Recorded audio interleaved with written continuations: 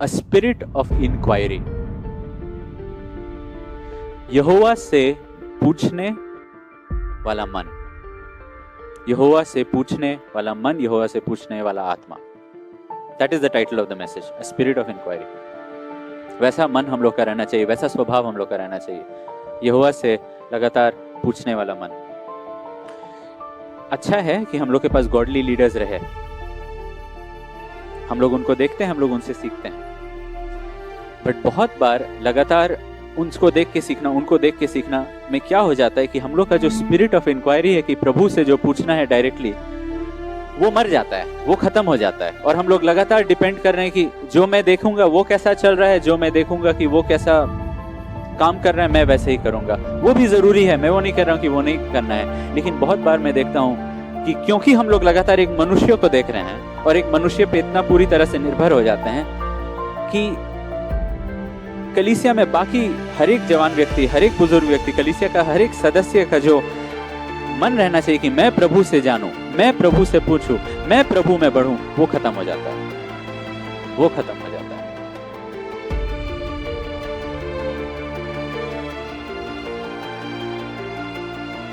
मूसा के समय में केवल मूसा के अंदर वो स्पिरिट ऑफ इंक्वायरी था, परमेश्वर से पूछने का। वो जाता था परमेश्वर के मंदिर में, पर्दा के द्वारा परमेश्वर उससे बातें करते थे। उसके सिवाय वो 20 लाख से अधिक लोगों में केवल एक ही व्यक्ति था। निर्गमन का 33:11, निर्गमन का 33:11। और यहोवा मूसा से इस प्रकार आमने सामने बातें करता था। केवल एक व्यक्ति था जो लगातार यहोवा के बातें को सुन रहा था, जिस प्रकार कोई अपने भाई से बातें करता। और मूसा तो छावनी में फिर आता था, पर यहोशू नाम एक जवान जो नून का पुत्र और मूसा का टहलुआ था, वह तंबू में से ना निकलता था। Can you think of it?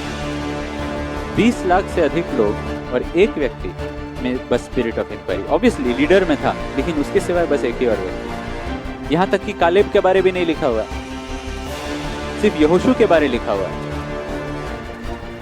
सिर्फ यहोशू के बारे लिखा हुआ है, बाकी लोग नहीं। बाकी लोग जब तक हर दिन मन्ना आ रहा है तब तक हम लोग कोई प्रॉब्लम नहीं। बाकी लोग जब तक कोई बीमार नहीं है, ये प्रेयर का क्या मतलब है? मतलब वो तो हम लोग प्रेयर ये सब तो हम लोग का तब जाग उठता है, प्रार्थना जीवन, जब कोई बीमार है, जब कोई हॉस्पिटल में, जब सैलरी लेट हो गया, जब जॉब नहीं मिला, जब शादी कैंसिल हो गया। लेकिन यहोशू था जो हम लोग देखते हैं कि हर दिन वहां उसे आप उसको वहीं पाते थे। एली का समय में पहला सैमुएल का 3:1-4, पहला सैमुएल का 3 अध्याय 1 से 4 पद। और वह बालक शैमुएल एली के सामने यहोवा की सेवा टहल करता था, और उन दिनों में यहोवा का वचन दुर्लभ था और दर्शन कम मिलता था। और उस समय ऐसा हुआ कि एली की आंखें तो धुंधली होने लगी थी और उसे ना सूझ पड़ता था। जब वह अपने स्थान में लेटा हुआ था और परमेश्वर का दीपक अब तक बुझा नहीं था, और शैमुएल यहोवा के मंदिर में जहां परमेश्वर का संदूक था लेटा था, तब यहोवा ने शैमुएल से पुकारा और उसने कहा, क्या आ गया? परमेश्वर उससे बात की। बट आई वॉन्ट टू सी ये पुराना नियम के एक चित्र के द्वारा कि कैसे परमेश्वर को हम लोग इंक्वायर कर सकते हैं, कैसे परमेश्वर से सुन सकते हैं। एली का समय में एक ही व्यक्ति परमेश्वर से सुना, एक छोटा लड़का। याजक थे, हाँ बहुत याजक थे, न्यायी थे, हाँ न्यायी थे, लेकिन केवल शैमुएल एक बच्चा सुन पाया। क्यों? क्योंकि लिखा हुआ है वहां पे परमेश्वर का दीपक अब तक बुझा नहीं था, और शैमुएल यहोवा के मंदिर में जहां परमेश्वर का संदूक था वहां लेटा था। अंग्रेजी में लिखा हुआ है वर्स 3 में कि he laid to rest, he rested near the ark of God, where the ark of God was, वहां परमेश्वर का वाचा का संदूक के करीब। पुराना नियम के अनुसार हम लोग देखते हैं कि वो उसका रेस्ट करने का जगह था। नया नियम में परमेश्वर हम लोग से पूछते हैं, हमारा माइंड और हमारा हार्ट, हमारा मन और हमारा दिल, हमारा मन और हमारा दिल, ये कहाँ पे रेस्ट करता है? क्या ये परमेश्वर का वाचा का संदूक के करीब है? परमेश्वर का वाचा का संदूक में क्या था? वो मन्ना था जो सुनहरा मटका में था, जो वो सुनहरा कटोरा में था, उसमें वो मन्ना था। परमेश्वर की आज्ञाएं थी, 10 आज्ञाएं थी, और हारून का वो छड़ी था जो फल लाया, जो फूला। हमारा मन, हमारा दिल क्या लगातार परमेश्वर के वचनों में, यानी कि वो मन्ना जो सड़ता नहीं, वो मन्ना जो एक सुनहरा कटोरा में है। नया नियम बताता है कि सोना, तुम्हारा विश्वास जो बहुमूल्य सोना से भी ज्यादा खराब है, यानी कि विश्वास की बातों पे, विश्वास की चीज, क्या उन चीजों पे लगातार मन लगाता है।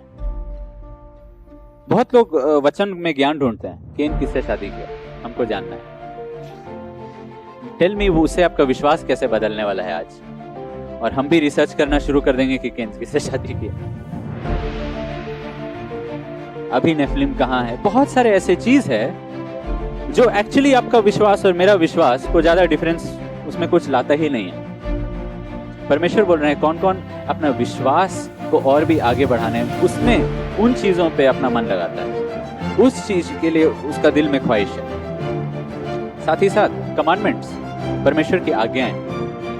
परमेश्वर मेरे जिंदगी में ये आज्ञा दिए हैं, ये बॉर्डर्स मेरे जिंदगी में लाए हैं, मैं अधीन रहूंगा, मैं उसमें ही अपना विश्राम का स्थान पाऊंगा, मैं विश्वास की बातों में अपना विश्राम का स्थान पाऊंगा, मैं परमेश्वर की आज्ञाओं में अपना विश्राम का स्थान पाऊंगा। मेरा मन विश्राम पाएगा अधीनता में, मेरा मन लड़ेगा नहीं, ये आज्ञा क्यों मेरे लाइफ में